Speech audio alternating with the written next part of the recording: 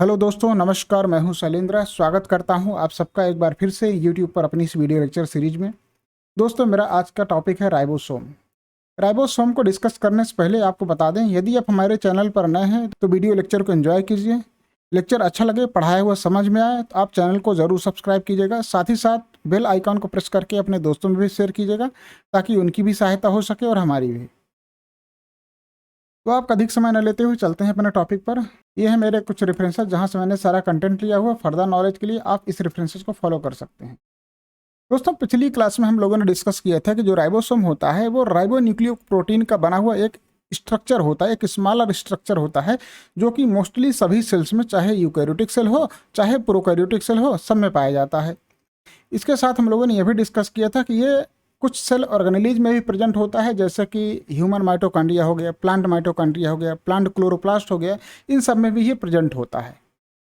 इसमें क्या होता है, राइबोन्यूक्लिक एसिड और प्रोटीन, ठीक है, ये दोनों मिलकर इंटरवाइंड होकर एक स्ट्रक्चर का निर्माण करते हैं, जिसको हम कह रहे थे राइबोसोम।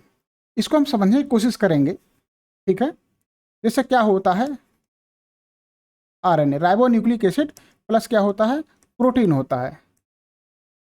ये दोनों क्या करते हैं, ये दोनों इंटरवाइंड होकर एक स्ट्रक्चर का निर्माण करते हैं, जिसको हम कहते हैं राइबोसोम।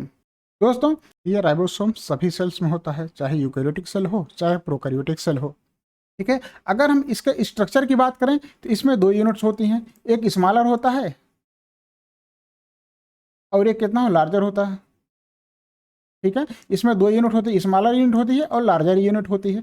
तो हम इन्हीं यूनिट्स के विषय में थोड़ा जानने की कोशिश करेंगे, ठीक है। इनके स्ट्रक्चर के विषय में हम जानने की कोशिश करेंगे कि आखिर इनके विषय में क्या खासियत है। दोस्तों, बात करते हैं हम सबसे पहले स्मॉलर सब यूनिट की। स्मॉलर सब यूनिट, जैसा कि आप सबको बताया गया है कि राइबोसोम कैसा होता है, दो यूनिट से मिलकर बनता है, एक लार्जर होता है एक स्मॉलर होता है, ठीक है। इसमें अगर हम बात करें, राइबोसोम्स की जो दोनों यूनिट होती हैं, वो दोनों यूनिट क्या करती हैं कि ये मैग्नीशियम आयन इनके एसोसिएशन और डिसोसिएशन में महत्वपूर्ण भूमिका निभाता है। जैसे इसको समझने की कोशिश करेंगे, जैसे कि क्या होता है कि एक इस यूनिट ए हो, दूसरी यूनिट ये है। ये कौन सी यूनिट, ये लार्जर यूनिट है, ये कौन है, स्मॉलर यूनिट है। इन दोनों यूनिट्स के मिलने में और अलग होने में जो मैग्नीशियम आयन होता है, ये बहुत महत्वपूर्ण भूमिका निभाता है।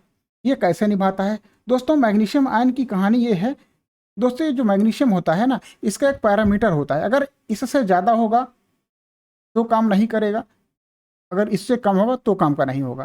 तो इसको समझ लीजिए कि इसमें दो क्रिटिकल लेवल होते हैं। जो पहला क्रिटिकल लेवल होता है प्रोकैरियोटिक सेल के लिए, वो होता है 0.5 माइक्रोमोल पर फास्फोरस, ठीक है। और जो दूसरा क्रिटिकल लेवल होता है वो होता है दोस्तों 0.3 माइक्रोमोल पर फास्फोरस। अब इसको समझने की कोशिश करेंगे एक्चुअली होता क्या है। दोस्तों, क्या होता है, जब मैग्नीशियम आयन की क्वांटिटी, ठीक है, 0.3 माइक्रोमोल से अधिक हो जाएगी, ठीक है, इससे जब अधिक हो जाएगी तब क्या होगा, ये दोनों यूनिट कैसे हो जाएंगे, एसोसिएट हो जाएंगे, मिल जाएंगे, ठीक है। क्या होंगे, ये दोनों यूनिट जो है ये ऐसे मिल जाएंगे, ठीक है। एक लार्जर यूनिट हो गया, दूसरा स्मॉलर यूनिट हो जाएगा, दोनों मिलके मिल जाएंगे। और यदि, ठीक है, इससे ज़्यादा हो गया, 0.5 माइक्रोमोल से ज़्यादा हो गया, बहुत ज़्यादा हो गया, तब क्या होगा दोस्तों, ये जो यूनिट होते हैं ना, ये कंबाइंड ना होने के बजाय ये डाइमर बना लेते हैं, ठीक है। इस तरह डाइमर बना लेते हैं। क्या होता है, अब इसको समझने की कोशिश करेंगे आप कि अगर, ठीक है, अगर इनका कंसंट्रेशन फर्स्ट क्रिटिकल लेवल से, ठीक है, फर्स्ट क्रिटिकल लेवल से ज़्यादा हो जाए, अगर मैग्नीशियम आयन का कंसंट्रेशन फर्स्ट क्रिटिकल लेवल यानी 0.5 माइक्रोमोल से ज़्यादा हो जाए या 10 गुना हो जाए, तो फिर क्या होगा, ये राइबोसोम्स को जो यूनिट होती हैं ये क्या बना लेंगे, ये डाइमर बना लेंगे। ध्यान दीजिएगा, ये डाइमर बना लेंगे। और यदि इनका क्रिटिकल लेवल 0.3 माइक्रोमोल यानी कि सेकंड क्रिटिकल लेवल से कम हो जाता है, तब क्या हो जाएगा, इनके जो यूनिट्स होती हैं वो अलग अलग हो जाएंगी, ये डिसोसिएट हो जाएंगी, ठीक है। तो दोस्तों, ये थे इसके एसोसिएशन और डिसोसिएशन का कहानी। क्योंकि यहाँ जो यूनिट मैंने बताई है, जो क्रिटिकल लेवल, ये क्रिटिकल लेवल है प्रोकैरियोटिक का, ठीक है। यूकैरियोटिक का क्रिटिकल लेवल अलग है। दोस्तों, अगर हम बात करते हैं यूकैरियोटिक क्रिटिकल लेवल है, यूकैरियोटिक में जो पहला क्रिटिकल लेवल हो वो होता है 0.3 माइक्रोमोल से 0.1 माइक्रोमोल पर फास्फोरस। दोस्तों, यूकैरियोटिक सेल में इसका जो सेकंड क्रिटिकल लेवल होता है वो 0.15 माइक्रोमोल पर फास्फोरस, ठीक है, यूनिट यही रहेगी। तो इसका ये फर्स्ट क्रिटिकल लेवल है यूकैरियोटिक राइबोसोम का, और ये सेकंड क्रिटिकल लेवल है यूकैरियोटिक राइबोसोम्स का। ठीक है, मैग्नीशियम आयन का जो कंसंट्रेशन है ये उस पर निर्भर करता है कि इनके यूनिट एसोसिएट होंगे कि ये डिसोसिएट होंगे। दोस्तों बात करते हैं स्मॉलर यूनिट के स्ट्रक्चर में। दोस्तों अगर हम स्मॉलर यूनिट के स्ट्रक्चर देखेंगे तो इनके जो बॉडी है इनका दो पोर्शन होता है। पहला एक अपर पोर्शन होता है, ठीक है, जिसको हम कहते हैं हेड। ठीक है, अपर पोर्शन क्या कहते हैं, हेड। और दूसरा होता है लोअर पोर्शन, जिसको हम कहते हैं दोस्तों बेस। ठीक, इसको मैं लिख दूं, इसको क्या कहते हैं, बेस।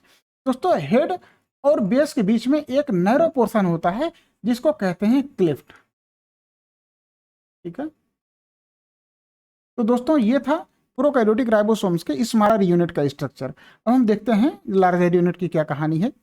जिस प्रकार आपने देखा कि जो स्मॉलर यूनिट होता है उसमें क्या होता है, दो स्ट्रक्चर होते थे। एक अपर स्ट्रक्चर होता था जिसको हम हेड कहते थे, एक लोअर स्ट्रक्चर होता था जिसको हम बेस कहते थे। हेड और बेस के बीच में एक नैरो पोर्शन था जिसको हम कह रहे थे क्लिफ्ट। ठीक है, तो इसको समझने की कोशिश कीजिए। जिस प्रकार उसमें स्ट्रक्चर था उसी प्रकार इसमें भी दोस्तों तीन स्ट्रक्चर होता है। ठीक है, अपर पोर्शन में ही। इसको क्या होता है, या भी जो चोंच देख रहे हैं ना, चोंच जैसा स्ट्रक्चर, इसे कहते हैं रिज। ठीक, एक रिज हो गया, दूसरे किनारे पे क्या हो गया, एक स्टाक हो गया। ठीक, और स्टाक और रिज के बीच में एक उभार होता है सेंट्रल प्रोट्यूबरेंस। क्या कहते हैं, सेंट्रल प्रोट्यूबरेंस। अब क्या होता है दोस्तों, सेंट्रल ट्यूबरेंस और रिज के बीच में एक सकरा एरिया होता है। ठीक है, सकरा पोर्शन होता है जिसको कहते हैं वैली। ठीक, तो दोस्तों ये था स्ट्रक्चर जो है लार्जर सब यूनिट का। इसमें आपको कम स्पष्ट हो रहा होगा, आप इस इमेज को देखेंगे ज्यादा स्पष्ट हो जाएगा। देख रहे हैं, ये जो आप उभार देख रहे हैं इसको कहते हैं रिज। ठीक, और ये जो स्ट्रक्चर देख रहे हैं ये है दोस्तों स्टाक। ठीक, और स्टाक और रिज के बीच में ये जो पोर्शन आप देख रहे हैं उभार देख रहे हैं बड़ा सा, यही होता है दोस्तों सेंट्रल प्रोट्यूबरेंस। ठीक, ये जो है आपका स्मॉलर यूनिट है, ठीक, स्मॉलर सब यूनिट। और ये क्या है, ये लार्जर सब यूनिट है। स्मॉलर सब यूनिट और लार्जर सब यूनिट ये दोनों अलग अलग हैं, और जब एसोसिएट हो जाएंगे, जब दोनों जुड़ जाएंगे, तब स्ट्रक्चर इसका ऐसा होता है। ठीक है दोस्तों, यहाँ हमने बात किया है जो प्रोकैरियोटिक राइबोसोम होता है उसका ओवरऑल स्ट्रक्चर। अब हम बात करते हैं दोस्तों राइबोसोम्स के कुछ फंक्शनल स्ट्रक्चर भी होते हैं, उनको आप समझने की कोशिश करेंगे। दोस्तों अगर हम बात करते हैं राइबोसोम्स के फंक्शनल स्ट्रक्चर की, तो राइबोसोम में दोस्तों तीन बाइंडिंग साइट होते हैं। पहला ए साइट होता है जिसको ए साइट या एक्सेप्टर साइट या इम्यूनो एसाइल साइट कहते हैं। दूसरा पी साइट होता है जिसको पेप्टाइडिल साइट कहते हैं या इलोंगेशन साइट भी बोल सकते हैं आप। तीसरा होता है दोस्तों ई साइट या एग्जिट साइट। दोस्तों ए साइट या इम्यूनो एसाइल साइट, इसको समझने की कोशिश करेंगे कि ये क्या होता है। दोस्तों the amino acyl site is accept an incoming tRNA bound to an amino acid during the translation. Actually क्या होता है कि जब ट्रांसलेशन हो रहा होता है तब ए साइट इनकमिंग टीआरएनए को एक्सेप्ट करता है। जो टीआरएनए आ रही होती है ना उनको एक्सेप्ट करता है और उनके इम्यूनो एसिड से बाउंड कर देता है। ठीक है, इसके बाद बात करते हैं पेप्टाइडल साइट की। पेप्टाइडल साइट दोस्तों क्या करता है, ये पेप्टाइडल साइट होल्ड करता है टीआरएनए को। ठीक है, और टीआरएनए जो इम्यूनो एसिड आती है उनको लिंक कर देता है पॉलीपेप्टाइड चेन से। ठीक है, तो पॉलीपेप्टाइडल बॉन्ड द्वारा इनको लिंक कर देता है, जिसके कारण क्या होता है कि इनकी पेप्टाइडल चेन लेंथ जो है बढ़ती जाती है। ये सारी प्रक्रिया कब होती है, जब ट्रांसलेशन हो रहा होता है।